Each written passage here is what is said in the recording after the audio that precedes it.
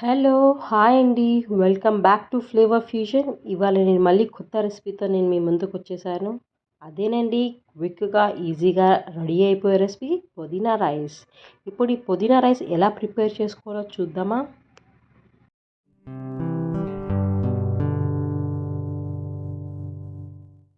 ముందుగా ఒక మిక్సీ జార్‌లోకి ఒక కట్ట పుదీనా ఆకు తీసుకోండి. 4 లేదా 5 పచ్చిమిరపకాయలు తీసుకోండి. నేనైతే 4 తీసుకున్నాను. కొంచెం కొత్తిమీర యాడ్ చేసుకొని మొత్తాన్ని ఫైన్ పేస్ట్ వచ్చేలా చేసుకోండి. ఆ పేస్ట్‌ని తీసుకొని రెడీగా పక్కన పెట్టుకోండి. ఇప్పుడు ఒక బౌల్‌లోకి 2 కప్పుల బాస్మతి రైస్ తీసుకొని శుభ్రంగా కడుక్కొని ఆ కడుక్కున్న బాస్మతి రైస్‌లో ఒక 4 లేదా 5 కప్పుల నీళ్లు పోసుకొని ఒక అరగంట సేపు నానపెట్టుకోండి. ఇప్పుడు బాస్మతి రైస్ కుక్ చేసుకుందాం. దానికోసం ఒక గిన్నెలోకి 2 లీటర్ల నీళ్లు పోసుకొని దానిలో ఒక టేబుల్ స్పూన్ అల్లం వెల్లుల్లి పేస్ట్, ఒక హాఫ్ టేబుల్ స్పూన్ సాజీరా వేసుకోండి. 2 లేదా 3 టేబుల్ స్పూన్ల నూనె వేసుకోండి.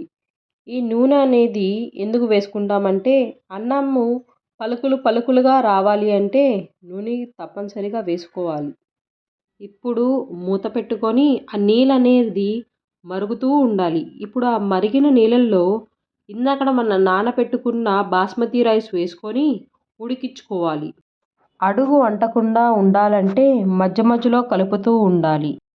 5 లేదా 7 నిమిషాల వరకు ఉడికించుకుంటే సరిపోతుంది. ఎందుకంటే ఇందాకడ మనం బాస్మతి రైస్ అనేది అరగంట సేపు నానబెట్టుకున్నాం కాబట్టి తొందరగా ఉడికిపోతుంది. ఇప్పుడు ఆ రైస్ అనేది 80% కుక్ అయితే సరిపోతుంది. ఇప్పుడు ఒక కళాయి తీసుకొని దాంట్లోకి ఒక టేబుల్ స్పూన్ నెయ్యి వేసుకొని 2 లేదా 3 టేబుల్ స్పూన్ల ఆయిల్ వేసుకొని దాంట్లోకి సన్నగా తరుముకున్న ఉల్లిపాయలు వేసుకొని ఫ్రై చేసుకోండి. ఛానల్ కనుక ఎవరైనా సబ్స్క్రైబ్ చేసుకోకపోతే సబ్స్క్రైబ్ చేసుకోండి.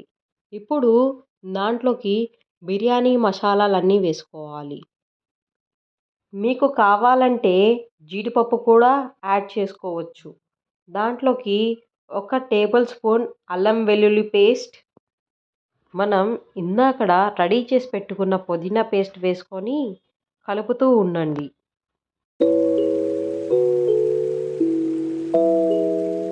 దాంట్లో 1.5 టీ స్పూన్ ఉప్పు వేసుకొని లేదా మీకు తగినంత ఉప్పు వేసుకోండి. అర టీ స్పూన్ పసుపు వేసుకొని కలుపుతూ ఉండండి. ఒకవేళ పుదీనా పేస్ట్ కళాయికి అంటకపోతే ఒక్క హాఫ్ టేబుల్ స్పూన్ పెరుగు వేసుకొని కలుపుకోండి. ఇప్పుడు నేను చూపిస్తున్నట్టు ఆ నూనె అనేది పైకి తేలాలి. ఇందాకడ మనం ఉడికించుకున్న బాస్మతి రైస్ ఇట్లా పలుకులు పలుకులుగా ఉండాలి.